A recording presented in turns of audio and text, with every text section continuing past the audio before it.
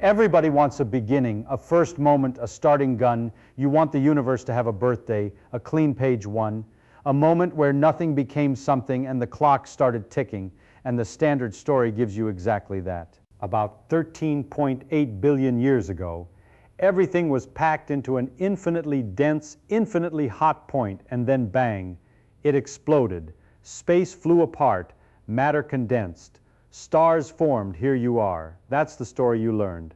And I'm telling you right now, almost every word of it is either wrong or misleading.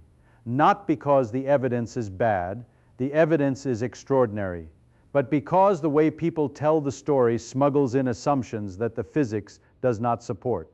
They say explosion. There was no explosion. They say before the Big Bang. There was no before. They say the point where it all started. There was no point. They say nothing became something, but nothing real, nothing, the kind with no space, no time, no laws. That concept doesn't even have a clear meaning in physics. And yet people nod along because the story feels right. It feels like how things should begin. First there's nothing, then there's something, and you can ask what caused it. But nature doesn't owe you a story that feels right. Nature owes you nothing. And what the actual physics says about the origin of the universe is stranger, more honest, and more disturbing than any creation story you've ever heard. Let me show you. Before I start tearing down bad ideas, let me tell you what we actually have. Because this is not speculation, this is measurement. First clue, every distant galaxy is moving away from us. Not just a few, all of them. And the farther away they are, the faster they're receding. Edwin Hubble measured this in the 1920s, and every observation since has confirmed it with greater precision. The universe is expanding. Now think about that backwards. If everything is flying apart today, then yesterday everything was closer together. The day before that, closer still. Run the clock backward far enough and everything we can see was packed into a smaller and smaller region. Hotter, denser. That's not philosophy, that's just the expansion played in reverse. Second clue, there's a faint glow everywhere in the sky. Not from stars, not from galaxies. It comes from every direction equally. A bath of microwave radiation with a temperature of about 2.7 degrees above absolute zero. This is the cosmic microwave background, and it's the afterglow of a time when the universe was so hot that atoms couldn't form. Electrons and protons were smashed apart, and light bounced around like a ball in a box. When the universe cooled enough for atoms to assemble about 380,000 years after the hot, dense state, light was released. That light has been traveling ever since, stretching with the expansion, cooling from white hot to microwave, and we can photograph it. Third clue, the abundances of light elements, about 75% hydrogen, about 25% helium, with trace amounts of lithium and deuterium. Those ratios are not random. They match with remarkable precision what you'd calculate if you assumed the universe was once hot enough and dense enough for nuclear fusion to occur everywhere, but only for a few minutes before the expansion cooled things down. This is Big Bang nucleosynthesis, and the predictions match observations to within a few percent. So three independent lines of evidence, expansion, the microwave background, and element abundances all converge on the same conclusion. The observable universe was once in an extremely hot, extremely dense state, and it has been expanding and cooling ever since. That's what we know. That's the solid ground. Now let me show you where the ground ends and the cliff begins. When people hear Big Bang, they picture a bomb. A firecracker in a dark room, matter flying outward into empty space, and that image is completely wrong. An explosion has a center. Stuff flies away from a point into a pre-existing space. The Big Bang is not that. The Big Bang is the expansion of space itself. There is no center, there is no edge, there is no outside. Imagine the surface of a balloon, put dots on it, now inflate the balloon. Every dot moves away from every other dot. If you're an ant standing on one dot, you look around, and every other dot is receding. The farther away a dot is, the faster it seems to move, but no dot is the center. The center of the expansion is not on the surface. There is no special point. Now throw away the balloon and keep only the surface.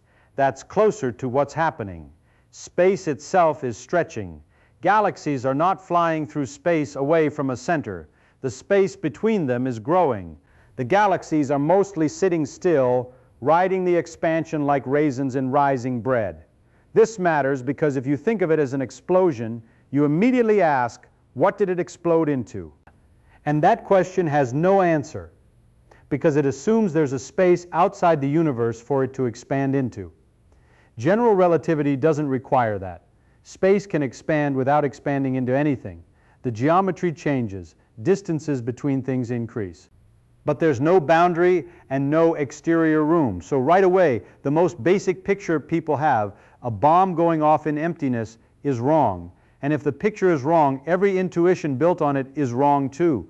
This is the one that really disturbs people. And I understand why.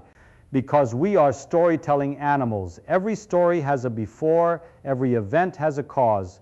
So naturally you ask, what happened before the Big Bang? What set it off? What was there? And the honest answer, the one that physics gives you, is that the question may not make sense. Here's why time, as we understand it in general relativity, is not a background. It's not a stage that exists independently and onto which the universe walks. Time is part of the geometry of the universe. It's woven into space-time. And if space-time began with the Big Bang, if the geometry itself came into existence, then asking what happened before is like asking what's north of the North Pole. The question uses a word before that doesn't apply. Now I want to be very careful here, because people hear this and think I'm dodging. I'm not. Let me give you the analogy properly. Stand at the North Pole on Earth. You can go south, you can go west, you can go east, but you cannot go farther north, not because there's a wall, not because you're forbidden, because north ends.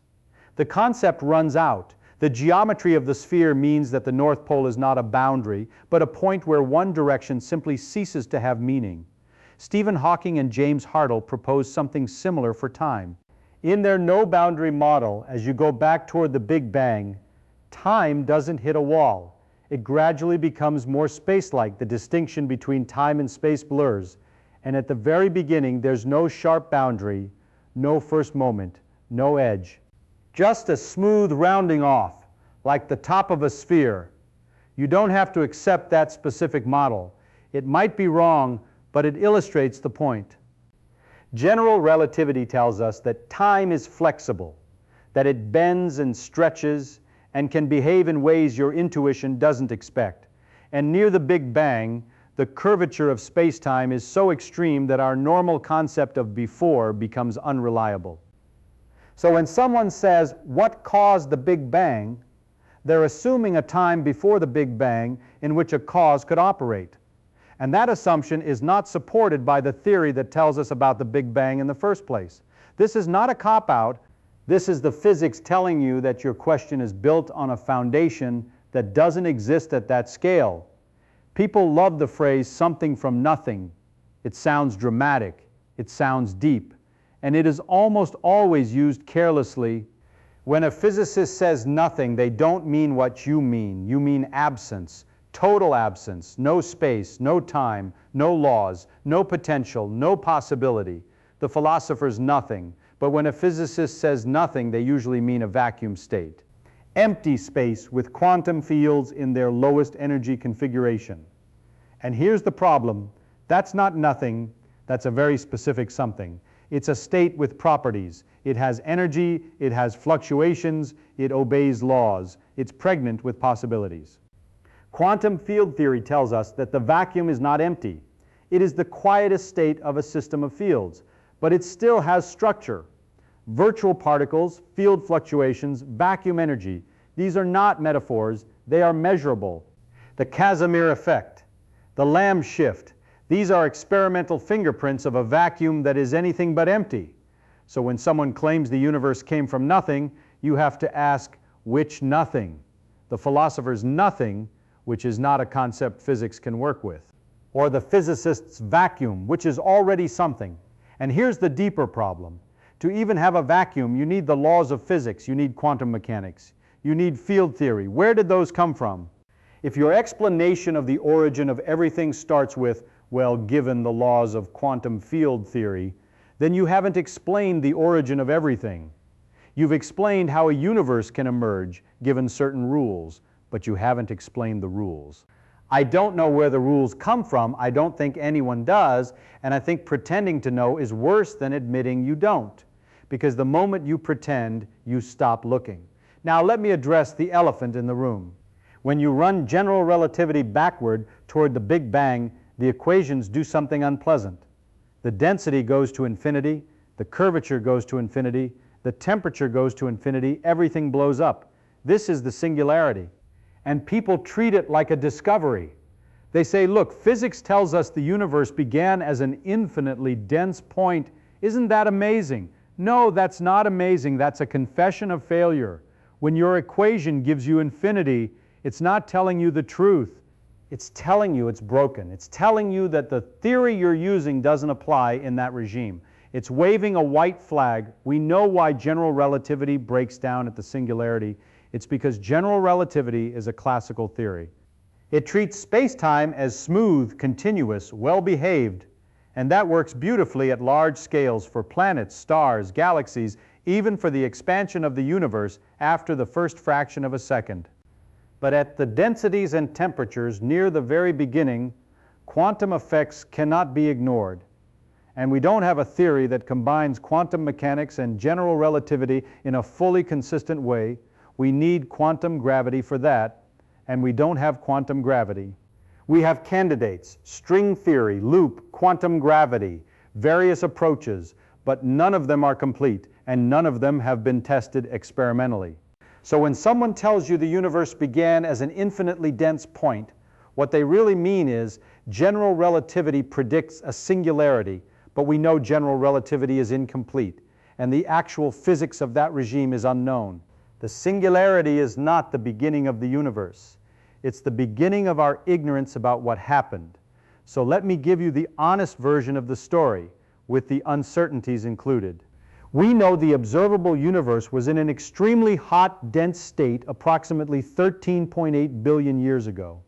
We have strong evidence for this from the expansion, the cosmic microwave background, and the element abundances.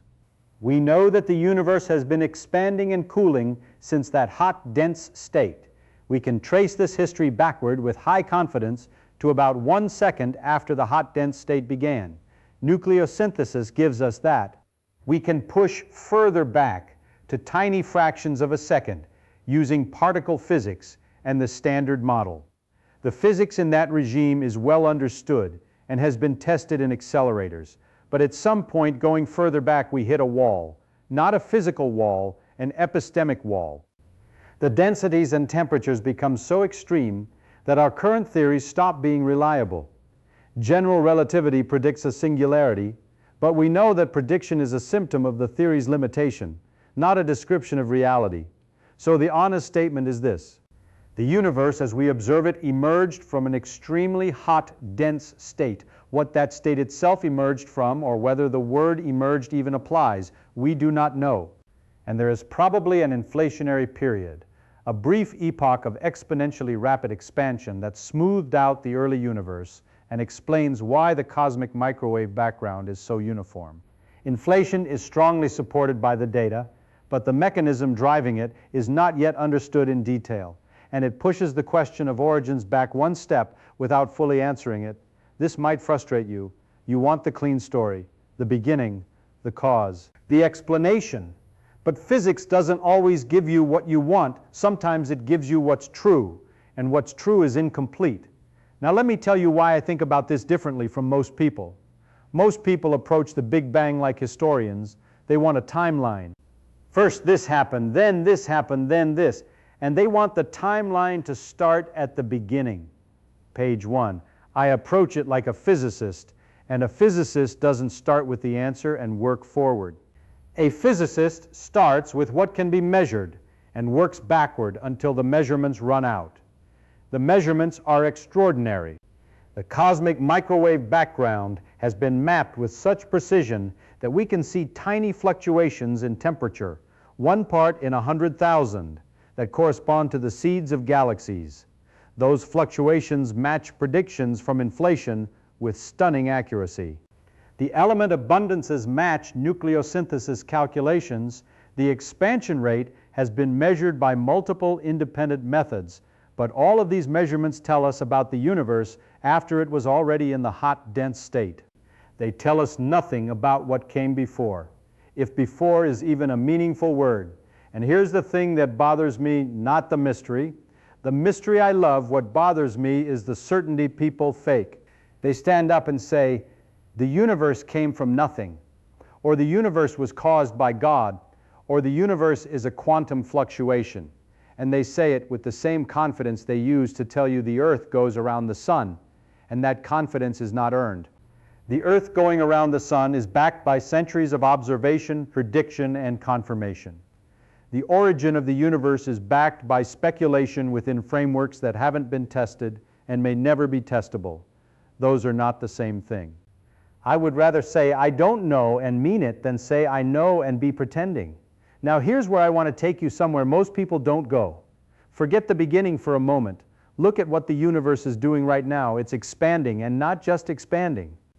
It's accelerating. The expansion is getting faster.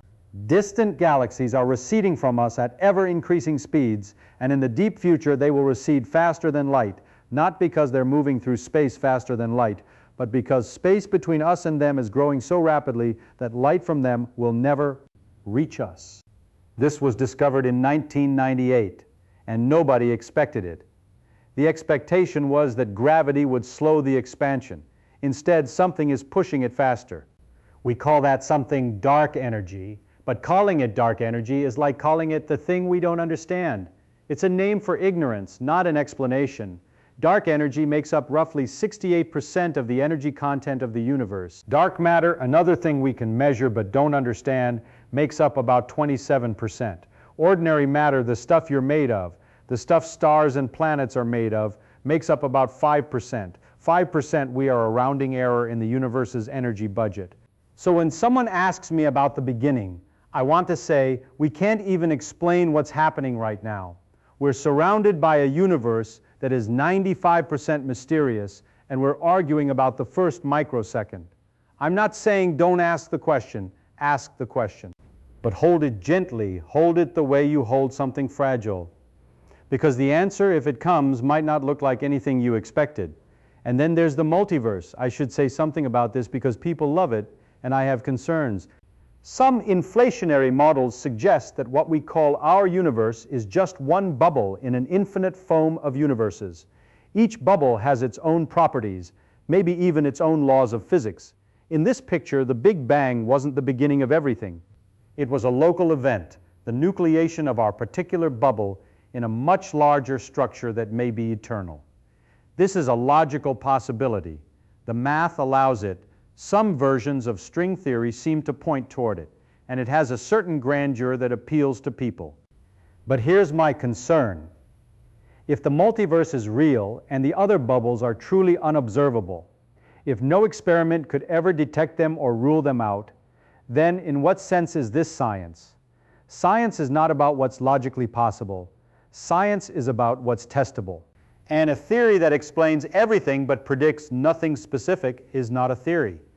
It's a framework looking for a job.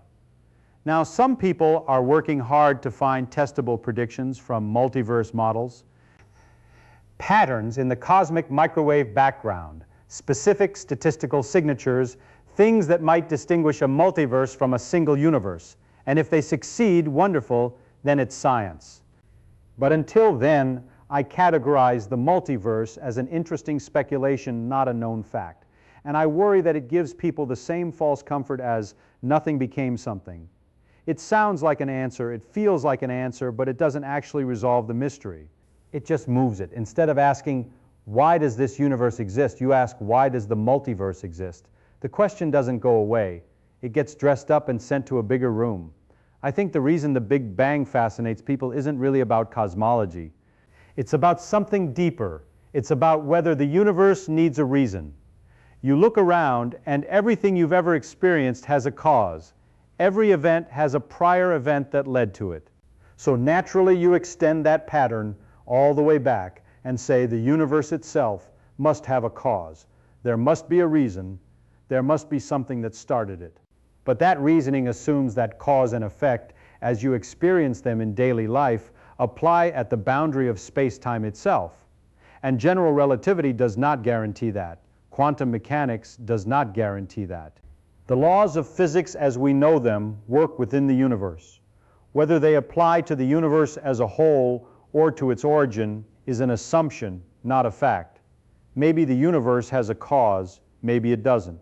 Maybe the word cause doesn't apply. Maybe the universe simply is, the way a mathematical truth simply is.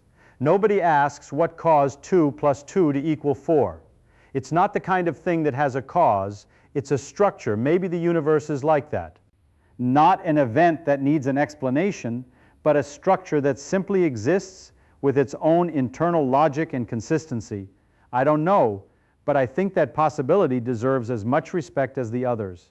So let me tell you what I actually think. And I want to be very clear about the difference between what the evidence shows and what I suspect.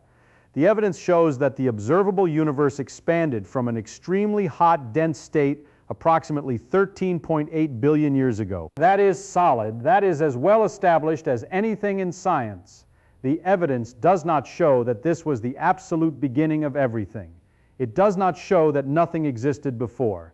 It does not show that the universe created itself. It does not show that a deity created it. It does not show that it's a quantum fluctuation or a bubble in a multiverse or a simulation. What the evidence shows is the history of the expansion after the hot, dense state. Everything else, the very beginning, the cause, the before, is beyond what current physics can reliably address. And I think that's not a failure. I think that's the frontier. The frontier is not a place where you plant a flag and declare victory. It's a place where you stand at the edge and look out into what you don't know and feel the excitement of not knowing. People want me to say the universe began with the Big Bang. I can't say that with honesty. What I can say is that the Big Bang model describes the evolution of the universe from a hot, dense state onward, and it does so with extraordinary precision and overwhelming evidential support. But what that hot, dense state was, where it came from, whether those questions even have answers in the form we expect, those are open questions, real open questions. Not the kind where someone secretly knows the answer and is being coy, the kind where nobody knows. And I find that thrilling, not because I enjoy confusion, but because the best moment in science is right before you understand something. That moment when the data is screaming at you and you can feel the shape of the answer, but you can't quite see it yet. That's where we are with the origin of the universe. We can feel the shape of something enormous and we can't see it yet. So here's what I want you to take away. Not a creation story, not a confident narrative with a clean beginning, but something more valuable. The universe is not obligated to have a beginning that makes sense to you. It is not obligated to start with a bang or emerge from nothing or be caused by anything you can name. It is under no obligation to match any story you've been told. What it is obligated to do is match the measurements. And the measurements say the universe was once unimaginably hot and dense and has been expanding ever since. Everything else is still being written, and the pen is in the hands of whoever is brave enough to say, I don't know yet, but I'm going to find out. That's not the end of the story. That's where the real story begins.